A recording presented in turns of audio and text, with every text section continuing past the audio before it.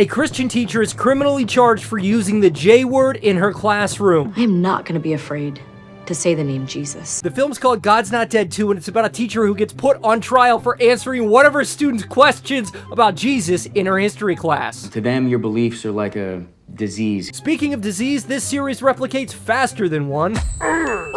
Our story follows teacher Miss Wesley, who notices that Brooke, one of her students, is having a hard time after the passing of her brother. This motivates Brooke to start reading the Bible, resulting in this question she asked while talking about Martin Luther King Jr. Isn't that sort of like what Jesus meant when he said that we should love our enemies? And after she asks this question, the room just falls silent, anxiously awaiting for the teacher's response. Yes, love your enemies and pray for those who persecute you. That's it! Put her in cuffs! Off to Christian jail with you! Now worried she might lose her job, Miss Wesley asks her father for advice. Gotcha. Eventually pulled into a meeting with the principal, the school's lawyer, and Miss Wesley's union rep, they confirm that she used the words of Jesus. And then her union rep, who is supposed to be defending her, says this. What were you thinking, Grace? And because of this whole ridiculous situation, Miss Wesley has to lawyer up. No offense, but I'm not a criminal. Don't be so sure of that. Who advises her to simply apologize, but she refuses. I would rather stand with God and be judged by the world than...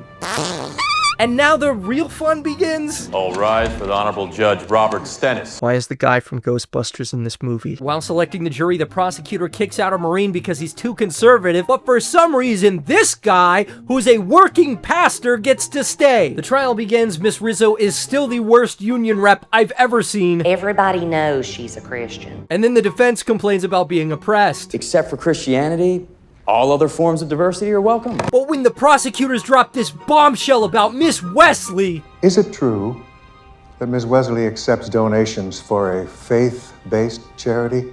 Yes, she does. Okay, it's not really a bombshell, but they pretend like it is. Personally, though, I really enjoyed the scene where Miss Wesley is trying to eat Chinese food, but clearly she doesn't know how to use chopsticks. Currently nearing the end of the trial, the defense's last hope, the pastor guy, collapses. Oh my gosh, and he's replaced with a pink-haired liberal with a nose ring. Miss Wesley's lawyer then puts her on the stand and dares the jury to find her guilty while she sobs. I believe he's citing the legal precedent of do it, you won't, but thankfully, it's time for a decision. We, the jury, find in favor of Grace Wesley.